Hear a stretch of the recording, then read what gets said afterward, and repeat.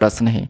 प्रश्न में यहाँ पर कह रहा है कि अमन बिंदु से, यानी कोई भी बिंदु ए होगी, ठीक है, बिंदु से दक्षिण की ओर 5 किलोमीटर ड्राइव करता है, फिर वह बाएं मुड़ता है और 5 किलोमीटर ड्राइव करता है, फिर वह दाएं मुड़ता है और 5 किलोमीटर ड्राइव करता है, वह फिर दाएं मुड़ता है और 10 किलोमीटर ड्राइव करता है, अंत में वह दाएं मुड़ता है और फिर बिंदु बी तक पहुंचने के लिए 10 किलोमीटर ड्राइव करता है।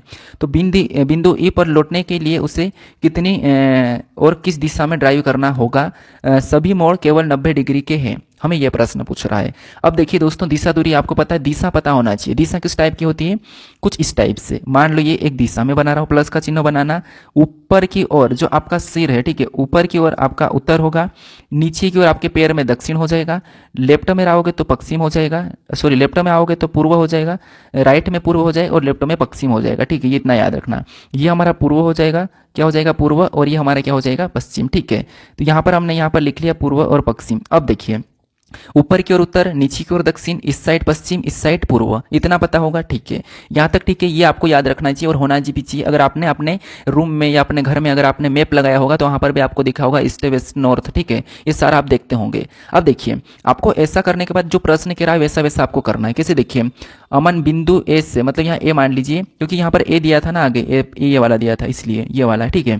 तो अमन बिंदु ए से दक्षिण की ओर 5 किलोमीटर ड्राइव करता है, मतलब ये इसकी बिंदु ए है, ठीक है। मान लो ये बिंदु ए है, ये क्या है? बिंदु ए, ठीक है। बिंदु ए से अमन दक्षिण की ओर 5 किलोमीटर ड्राइव करता है। तो बिंदु ए से दक्षिण, दक्षिण किस साइड है? तो आपको नीचे की ओर। तो ये यहाँ बिंदु ए से नीचे की ओर क्या करेगा? 5 किलोमीटर ड्राइव करेगा, ठीक है। ये किया, उसके बाद आगे कह रहा कि फिर वह बाएं मुड़ता है, फिर वह बाएं मुड़ता है और 5 किलोमीटर ड्राइव करता है। अब ये नीचे आ रहा है, आप पीछे घूम के देखो आपका बायां किधर होगा, तो आपको होगा इस साइड हो जाएगा। तो यहाँ पर कितना करता है? तो ये 5 किलोमीटर करता है। ये हमने 5 लिख लिया कि 5 किलोमीटर करता है। उसके बाद फिर वह दाएं मुड़ता है और 5 किलोमीटर करता है। अब ये इधर जा रहा है, आप थोड़ा सा मुड़ के देखो, ये अब इधर जा रहा है, ठीक है, ये इधर जा रहा है, इधर जा रहा है। तो इसका दायां किधर होगा? क्योंकि इसने दायां कहा, ठीक है, इसने फिर वह दायां मुड़ा और 5 किलोमीटर चला, तो इसका दायां भी नीचे आ जाएगा, ठीक है। कितना आ जाएगा? नीचे आ जाएगा। ये कितना? ये भी 5 ही करा है। कितना करा है? तो ये भी 5 किलोमीटर करा है। उसके बाद आगे पढ़िए, फिर वह दाएं मुड़ता है और 10 किलोमीटर ड्राइव करता है। अब ये नीचे जा रहा है, मतलब आप पीछे झुको तो आपका दायां किधर हो जाएगा? आप कहोगे इस साइड हो जाएगा। और कितना किया? तो यहाँ से ये 10 किलोमीटर किया, तो ये तो 5 और थोड़ा सा और चल देंगे तो 10 हो जाएगा। तो ये यहाँ पर कितना किया? तो इसने 10 किया है। उसके बाद अंत में वह दाएं मुड़ता है और बिंदु बी तक पहुंच जाता है, मतलब बिंदु बी तक पहुंचने के लिए वह 10 किलोमीटर ड्राइव करता है। मतलब ये यहाँ से इस साइड तो जा रहा है, ठीक है, इस साइड गया और यहाँ तक रुक रखा था, ये यहाँ तक रुक रहा था, ठीक है। कहा कि यहाँ से दाएं मुड़ता है और बिंदु बी तक पहुंचने के लिए 10 किलोमीटर, तो 10 किलोमीटर ये ऊपर जाएगा, दाएं इसका ऊपर होगा, तो ये इतना, तो ये 5 हो जाएगा। फिर और आगे चलाएंगे तो 5 ये हो गया, मतलब ये टोटल ये 10, ये क्या करा? 10 किलोमीटर यहाँ तक चला और ये कहाँ पहुँच गया? बिंदु बी तक, बी पे पहुँच गया, ये बिंदु बी पे, ठीक है। ये बिंदु ए है, ये बिंदु बी है। अब हमें ये कह रहा है कि बिंदु ए पर लौटने के लिए उससे कितनी और किस दिशा में ड्राइव करना होगा? तो देखिए, अब यहाँ पर आपको समझना होगा कि सारा के सारा 90 डिग्री, तो ठीक है, ये 90 डिग्री, ये हमारा 90 डिग्री, ये 90 डिग्री, सारा के सारा 90 डिग्री है, ठीक है। इसको ठीक, इसको छोड़ो। हमें यहाँ पर कह रहा कि जैसे ये 5 आया था, फिर इधर 5 गया, फिर इधर 5 आया, मतलब ये 5 5 10, तो ये हो गया, ठीक है, ये 10 हो गया।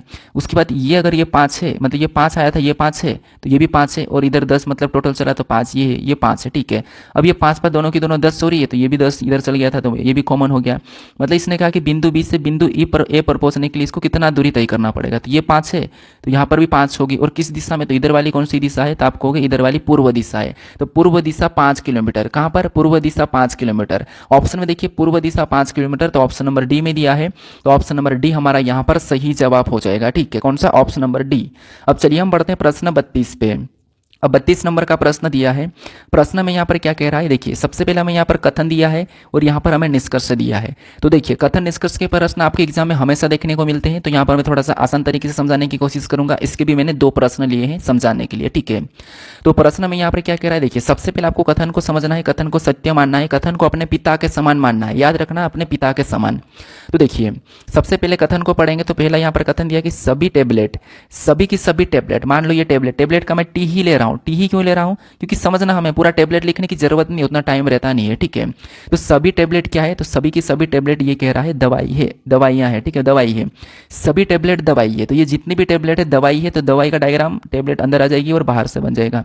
तो दवाई का मैं डी लिख देता हूँ, ये समझ लेना कि डी का मतलब दवाई और टी का मतलब टेबलेट, ठीक है।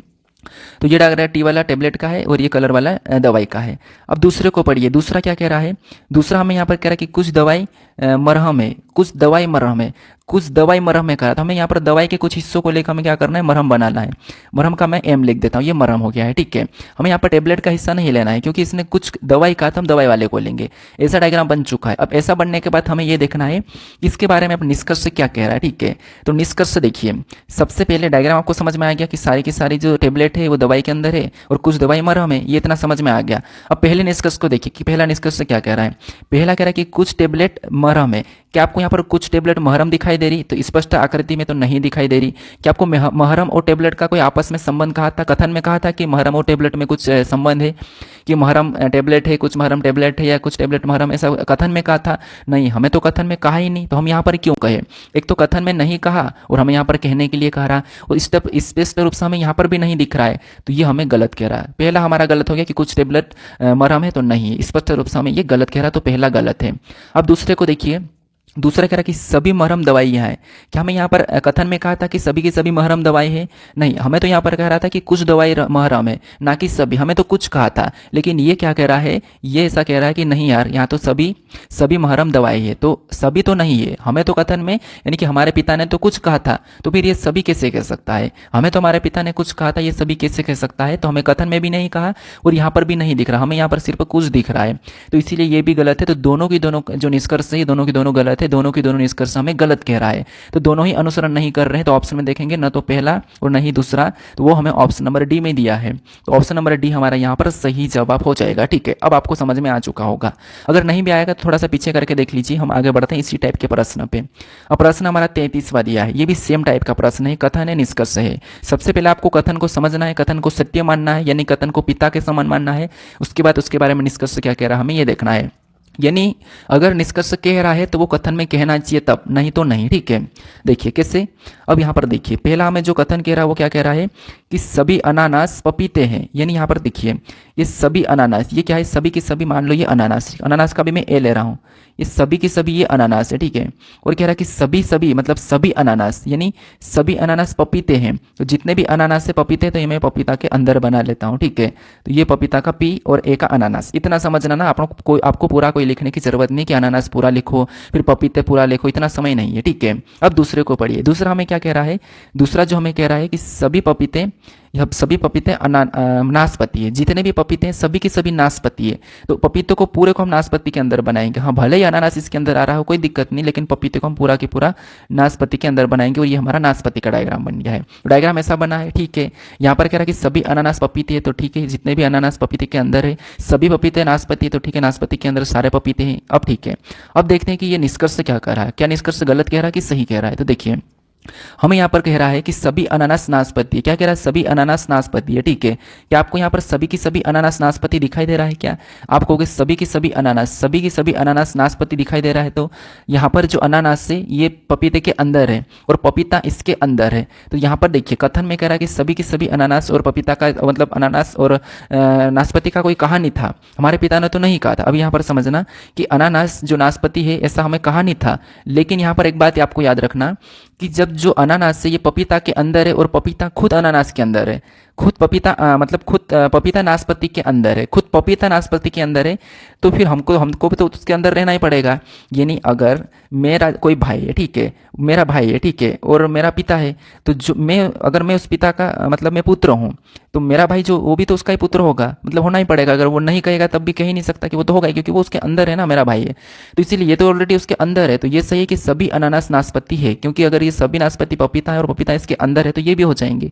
तो ये सही कह रहा है, ठीक है, ये उसकी वजह से सही है, मतलब ये इसकी पपीता की वजह से, क्योंकि पपीते इसके अंदर है ना, तो वो कुछ नहीं कर सकता है, इसीलिए उसकी वजह से ये सही है, ठीक है। दूसरे को देखिए, दूसरा कह रहा है कि कुछ नाशपाती अनानास से। हाँ, जब सारे के सारे अनानास नाशपाती के अंदर है तो कुछ तो हो जाएंगे, सारे के सारे जब है अंदर तो कुछ तो हो जाएंगे, क्योंकि अंदर स्पष्ट दिख भी रहे, तो ये भी सही है। तो ये सारा के सारा पपीता के वजह से खेल हो रहा है, ठीक है, पपीता के वजह से, तो दोनों को अभी सही करना पड़ेगा। तो निष्कर्ष पहला दूसरा दोनों के दोनों अनुसरण करेगा। तो ऑप्शन में देखेंगे तो ऑप्शन नंबर बी में दिया है, तो ऑप्शन नंबर बी हमारा यहाँ पर सही जवाब हो जाएगा, ठीक है। इतना समझ में आ चुका होगा। अब चलिए हम बढ़ते हैं प्रश्न 34 पे। अब 34 नंबर का प्रश्न दिया है। यहाँ पर प्रश्न क्या कह रहा है? प्रश्न कह रहा है कि यदि सबसे बड़ी संख्या के दूसरे अंक को सबसे छोटी संख्या के पहले अंक में जोड़ा जाए तो परिणाम क्या होगा। ठीक है, ये जो प्रश्न है इस टाइप का प्रश्न आपको रेलवे में देखने को मिलेगा। और रेलवे चाहे एनटीपीसी ग्रेजुएशन लेवल हो या 12th लेवल हो या ग्रुप डी में भी आपको ये प्रश्न 100% देखने को मिलेगा। और ये प्रश्न पिछली परीक्षाओं में ग्रेजुएशन लेवल में पूछा गया प्रश्न। ठीक है, तो यहाँ पर आपको कुछ नहीं करना, दाएं बाएं संख्या दी है, जैसे यहाँ पर 956 है, 521 से, 251 है, 156 है, 335 से। हमें यहाँ पर क्या कह रहा है, प्रश्न को समझो। प्रश्न कह रहा है कि यदि सबसे बड़ी संख्या के दूसरे अंक को, सबसे बड़ी संख्या यहाँ पर कौन सी है, तो ये वाली है। ठीक है, यदि सबसे बड़ी संख्या के दूसरा अंक, मतलब ये हमारा दूसरा अंक है, इधर से दूसरे अंक को सबसे छोटी संख्या के पहले अंक में जोड़ दिया जाए, मतलब सबसे छोटी संख्या हमारे पास यहाँ पर 156 है, तो पहले अंक में जोड़ देंगे, पहला अंक कौन सा है, 1 है, जोड़ दिया जाए तो परिणाम क्या होगा, ये हमें प्रश्न पूछ रहा है। तो यहाँ पर दूसरी संख्या कौन सी है, 5 है, इधर कौन सी 1 है, इनको आपस में जोड़ देना, क्योंकि उसने जोड़ दिया, घटाने का भी कहता है। ठीक है, जोड़ दिया जाए तो परिणाम क्या होगा, 6 हो जाएगा। ऑप्शन में देखेंगे तो सी में दिया है, ऑप्शन नंबर सी हमारा यहाँ पर सही जवाब हो जाएगा। अब चलिए हम बढ़ते हैं प्रश्न 35 पे। अब 35 नंबर का प्रश्न दिया है। अब जो ये प्रश्न आपको दिया है, इस प्रश्न का सही जवाब क्या है, आप ये मुझे कमेंट करके बताइए। ठीक है, आप इसका सही जवाब मुझे कमेंट करके बताइए।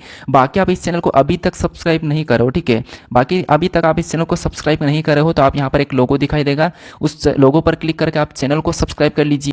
ये प्रैक्टिस सेट कैसा लगा ये तो बताना ही बताना, साथ में कौन से चैप्टर ऐड करना ये मुझे कमेंट करना। सबसे इंपॉर्टेंट है कि आपको अभी यहाँ पर कौन से चैप्टर ऐड करना ये बता देना। बाकी मैं लगभग जो परीक्षाओं में पूछे जा रही हैं एसएससी का सारा मैंने यहाँ पर ऐड कर लिया हूँ।